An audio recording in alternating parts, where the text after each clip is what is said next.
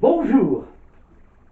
Cannes, la belle lascive, la ville emblématique du cinéma international, avec son fameux festival le plus médiatisé du monde, n'était à l'origine qu'un modeste village provençal méditerranéen de pêcheurs et de moines qui, depuis l'Antiquité, se reposait mollement sur la courbe parfaite de sa rade entre la pointe Saint-Pierre et la Croisette. Avec ses villas, posées comme des tourterelles, elle respirait et continue à respirer aujourd'hui, à notre époque agitée, la sérénité et le bonheur tranquille. Elle dont la devise est « Qui y vient, y vieux », qui y vient, y vit.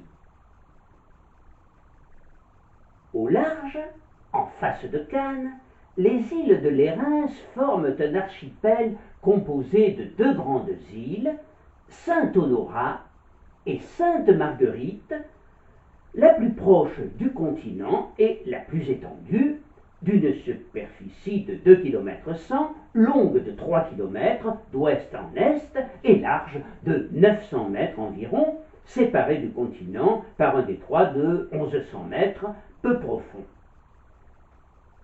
Sainte-Marguerite est peuplée d'une vingtaine de personnes qui habitent de manière permanente, mais elle attire toute l'année des milliers de touristes venus du monde entier.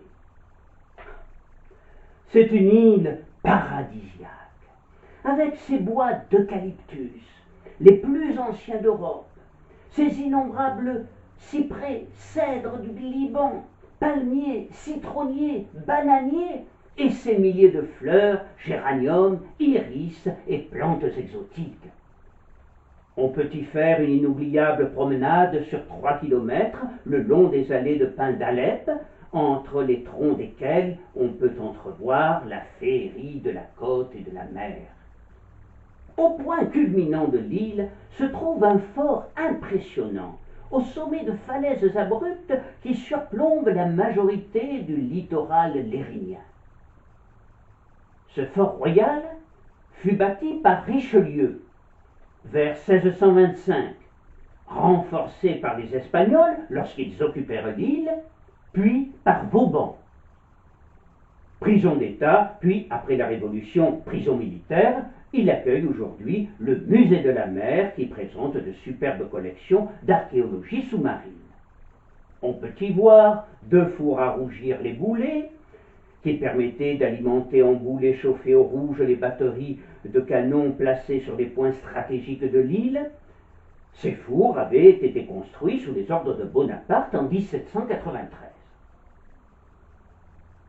L'île Sainte-Marguerite est riche en énigmes historiques.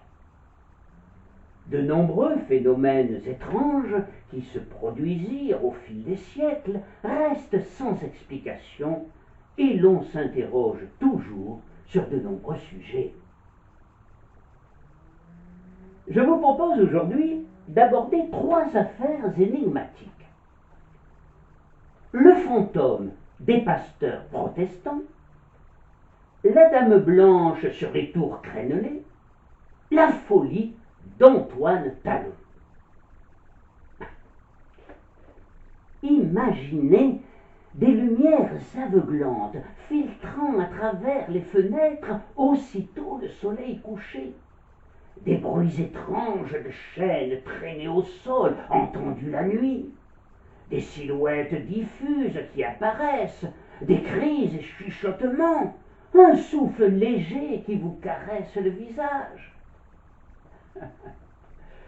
Ajoutez-y un zeste de légende, un environnement propice à la peur, et vous ne vous étonnerez pas des étranges phénomènes qui, semble-t-il, se produisirent dans les dernières années du XVIe siècle.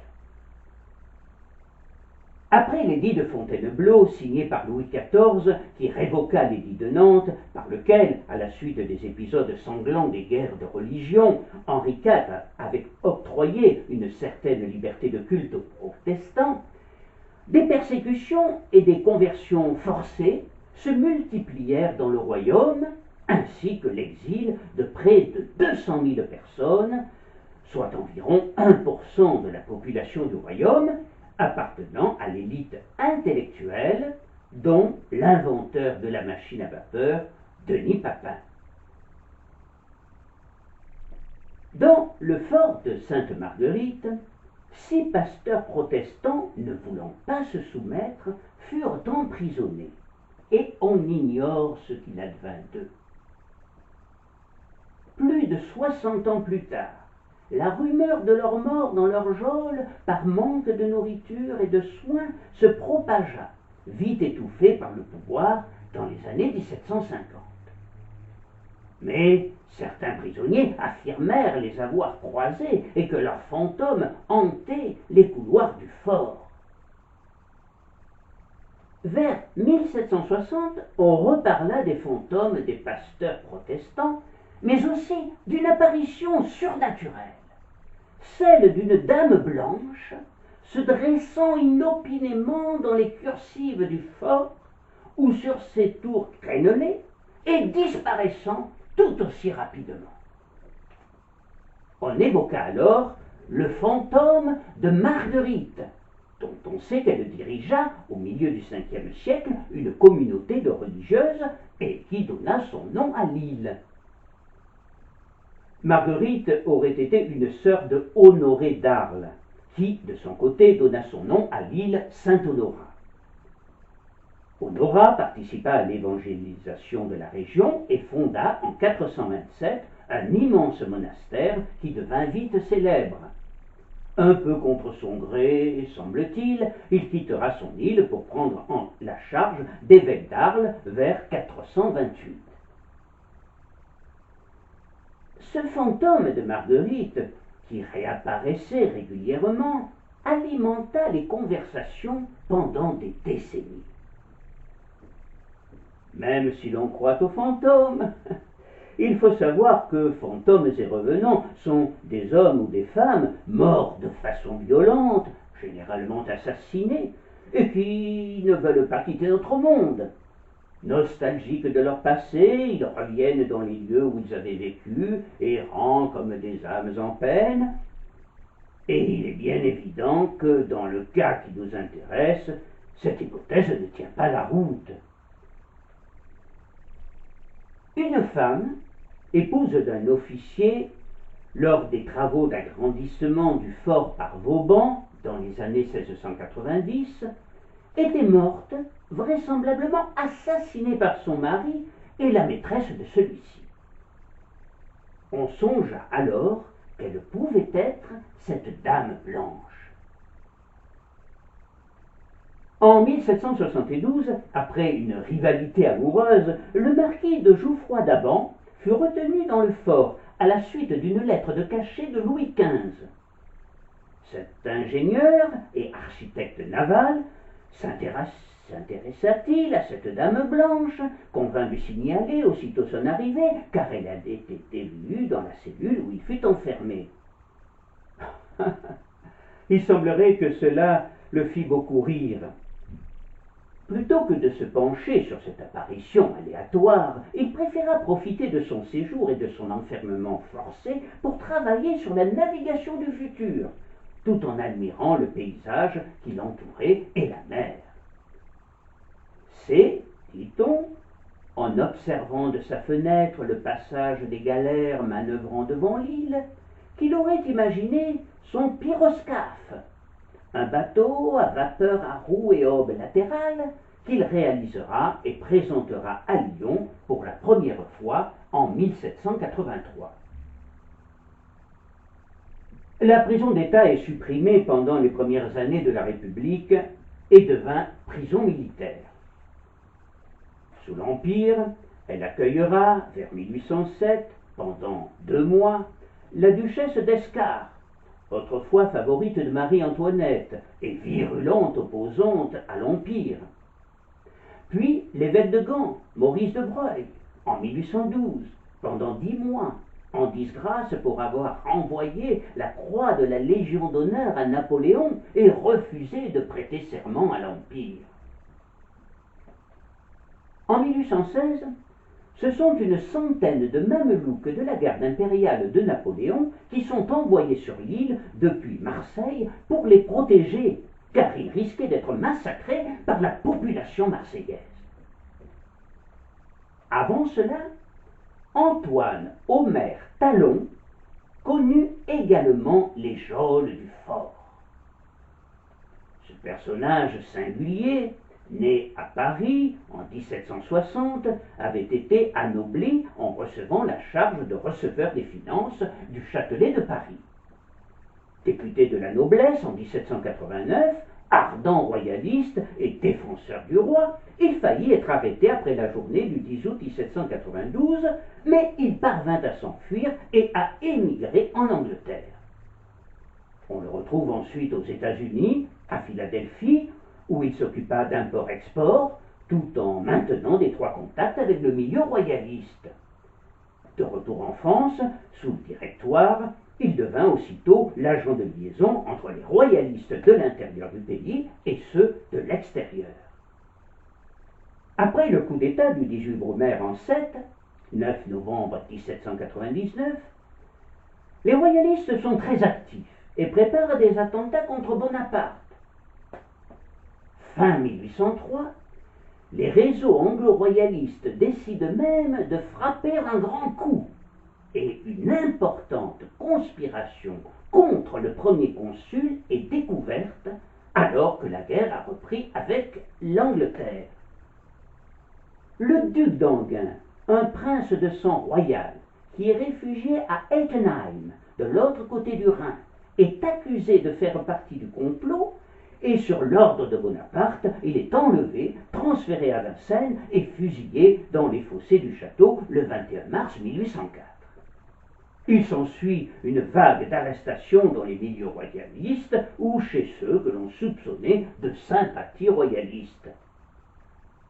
Omer Talon est arrêté dans ce cadre-là, même s'il est étranger à cette conjuration, et sans autre forme de procès, il est envoyé à Sainte-Marguerite. Il a beau proclamer qu'il n'a nullement participé à un quelconque projet contre Bonaparte, il n'est pas écouté et sombre dans une sorte d'abattement. Au bout de quelques jours, cependant, il est retiré de la geôle étroite où il avait été enfermé et installé dans une cellule beaucoup plus confortable, et il peut même sortir et rentrer comme il le souhaite. Mais il commence à être de plus en plus agité. Il passe de l'abattement à la colère et prétend que des ombres tentent de l'assassiner la nuit. Certains reparleront alors des fameux fantômes des pasteurs. Il ne se lave plus, mange de plus en plus gloutonnement, comme une bête affamée, puis refuse de s'alimenter pendant plusieurs jours. Comme le pauvre roi fou, Charles VI, en son temps, il prétend être de verre et prêt à se rompre au premier choc. Des médecins sont appelés à son chevet et ne trouvent pas d'autre solution que de le faire envelopper de bandages pour protéger sa fragilité et tenter de le rassurer. Pour la plupart des médecins, il est atteint de démence. Mais l'un d'eux, un certain Bruche, ou Brouche, un vieillard cacochime, souffre-douleur de ses confrères, soutient que c'est un simulateur. Sa famille fait appel à la clémence de Napoléon, devenu entre-temps empereur. Finalement, en raison de son état mental, mais aussi sans doute parce que, après enquête, on ne trouva rien de compromettant le concernant, il est finalement libéré en 1807. Mais, curieusement, il n'est nullement interné dans une maison de santé et repart tranquillement chez lui. Il apparaît à tout le monde comme tout à fait sain d'esprit. Le vieux docteur Bruche avait eu raison. Pourtant, selon d'autres témoignages, il restait toutefois des plus bizarres, prétendant régulièrement être le petit Louis, Louis XVII, l'enfant du temple, et réclamait qu'on l'installe au plus vite sur son trône. Omer Talon décédera dans des circonstances mystérieuses en août 1811, à l'âge de 51 ans, en affirmant que les ombres de Sainte Marguerite avaient retrouvé sa trace et venaient le chercher.